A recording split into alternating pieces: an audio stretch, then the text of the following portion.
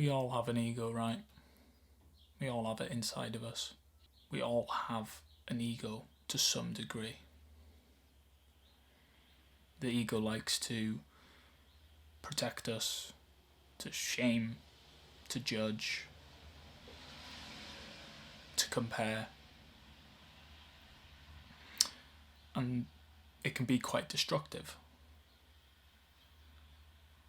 And I found myself in this place at the beginning of this week where I first seen my ex, my last ex that I broke up with about a year and a half, 2 years ago. I haven't seen her in a year and a half, 2 years. Well, I've seen her on like social media and stuff, but I haven't seen her in person, right? And I walk around the corner, I'm with my sister, and I walk around the corner, and there she is, face to face with her new boyfriend. And in this moment, I really didn't know what to think. There were so many thoughts going through my mind, so many feelings, emotions and thoughts running through my mind. I didn't know what to do. I just froze because I never see it, right? I haven't seen her in so long, so like it was just like a massive shock to me. I didn't know what to say, I didn't know what to do. And we walked past each other and nothing was said, nothing, you know. I looked at them and they looked at me and the day went on.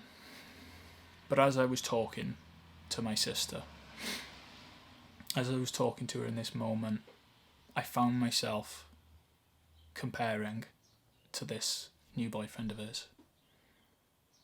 I found myself, you know, saying things like, oh, I'm better than him, I'm better looking than him, you know, trying to make myself feel better. I really didn't know what to say or what to think in that moment. And this was what my mind instantly jumped to try and protect me, to try and protect them hurt feelings or them emotions or I don't know. But in that moment, it was the ego that took over. It wasn't me. It wasn't who I am. To some degree, yes, we all have an ego. We all have, you know, we like to think we're great and we're the best, and you know. And I think it takes a lot to be able to recognise that can be a fault within ourselves. The ego can be a fault. It's not something that can be productive, and in that moment it wasn't productive. Me comparing, me judging wasn't productive. It wasn't doing anything for myself except, you know, maybe make myself feel a bit better in the short term. But in the long run, I feel like in the past I would have dwelled on that moment. I would have thought about that moment for weeks, months, you know. I would have thought back and got really emotional and upset about that situation. But I didn't, because I recognised what I was doing. I recognised my thought process. I recognised the words that I was speaking. It didn't take long. It was about 10 minutes to realise what I was doing. To realise that the ego was taking over. To realise the words that I was saying wasn't productive. And so I changed it. I changed what I said, and I changed what I thought. I changed it to a more positive, but more realistic perspective. Instead of comparing, instead of judging, I accepted the fact that, you know, they're together. That, you know, this was a reality. And maybe he was better than me. In some ways, someone's always better than you in some ways, aren't they? There's always places that we can improve on. There's always parts of our lives that we can improve on. And I had to accept that. Even though it had been 2 years, a year and a half, that I haven't seen this girl, that I haven't been with this girl, I feel like the major relationships in our life, the people that are the most significant, that, you know, meant a lot, that we went experience things that were, you know, not to the usual relationships, we will always deeply care about this person, whether we're not speaking to them or seeing them, but we will always care in some degree. Like if your ex popped up to you, you'd probably answer, unless they've, like, you know, really, like, destroyed your life and everything. But I feel like we'll always, like, you know, say she popped up, I might reply. I probably would reply. We would always have that space for them people. Like my previous exes as well. Like I feel like I would hold that space for them as well. And I would always, like, you know, want them to do well. Because none of them ever ended, like, you know, it wasn't a bad ending. It was never, like, bad blood. It was never, they were just, like, we grew apart. Or one of us grew and one of us didn't, you know? And that's part of life. But if I didn't change the way I spoke, the way that I felt about the situation, I would have been drowning in my own tears. I would have kept that thought in my mind. It would have ruined my whole week, my whole month. But the fact that I sat there, I processed it, I changed the way that I thought about the situation.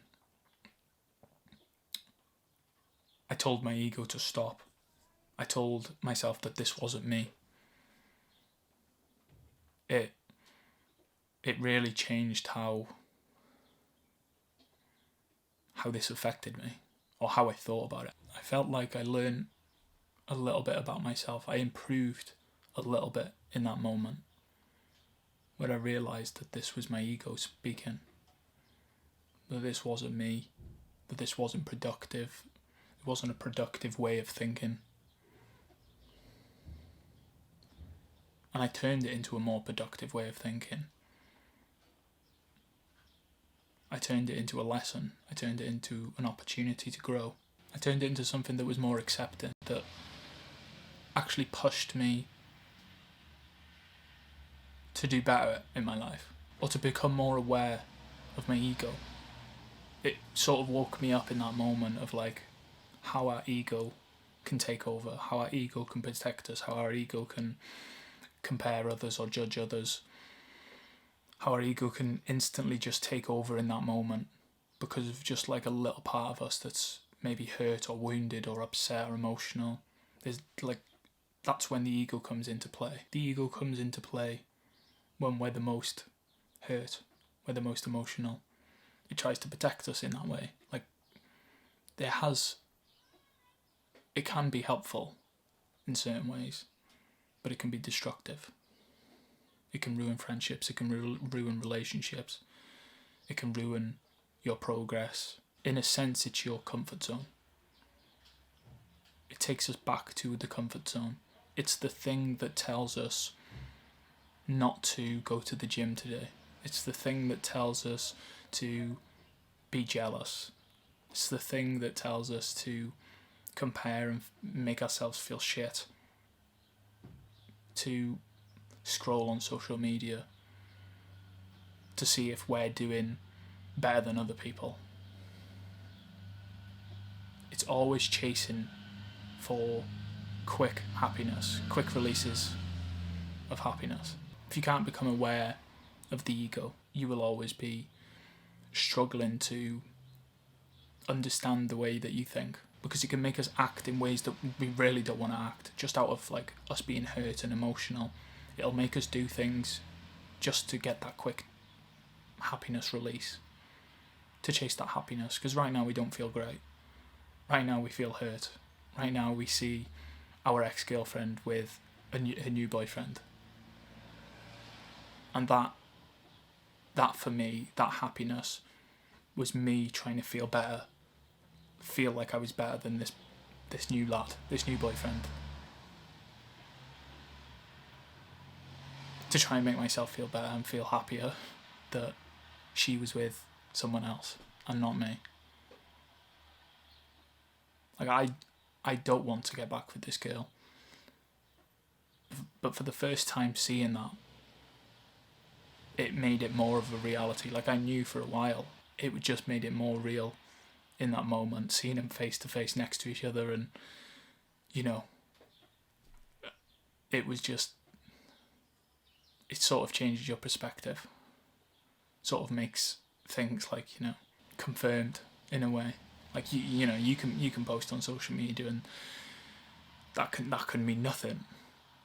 What you see on social media isn't always reality, you know. So until that moment, it sort of wasn't a reality for me. But it made me question myself. It made me go inward. It made me grow in that moment. And I feel like that's a little win in, like, my self-improvement journey, in becoming more of a mature male, a mature man. Is like, that's a little victory. Is to realise in that moment that that way of thinking doesn't serve me. That way of thinking isn't productive, and it's not going to help me progress in my journey. Isn't going to help me grow by comparing myself or judging.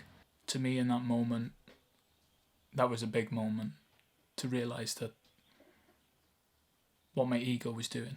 In some sense, you know, the ego, in like a competitive sense, like, you know, you want to be better than someone. If you're like against your opponent in MMA or something, like you're fighting, or tennis, whatever sport it is, or the gym, like, you want to be better than that person. Like, in a sense, it drives you to be better. In that sense, I feel like it can be productive to say, like, oh, I'm better than him, he's shit, you know, he can't throw a punch. Like, in that sense, it sort of gets us going, it sort of motivates us, sort of kicks us up the arse and says, you know, get off your arse and do some work. But in the moment where we judge, where we compare, where we seek instant gratification, they're the moments that it's not productive. They're the moments that it's actually destructive for our lives. They're the moments that we need to be more awake, to wake up, to listen to how we speak, to listen to the words that we're saying to this, you know, when you're gossiping about people, like when you're talking about other people, how is that productive? That is your ego speaking. It's when you're gossiping, when you're talking about another person's life, like, it's just a way to make you feel better because you feel shit about yourself. It's a way to make you feel better because someone else has made you feel, someone else has hit something deep within inside of you that hasn't been recognised, that it's there, or just ignored. Like, you know it's there, but it's just ignored. Thank you for listening anyway.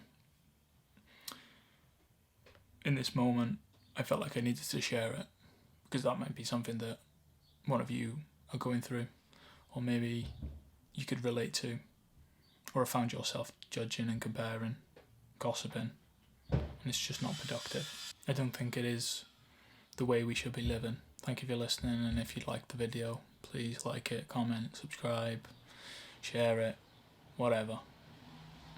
Thank you. Love you, boys.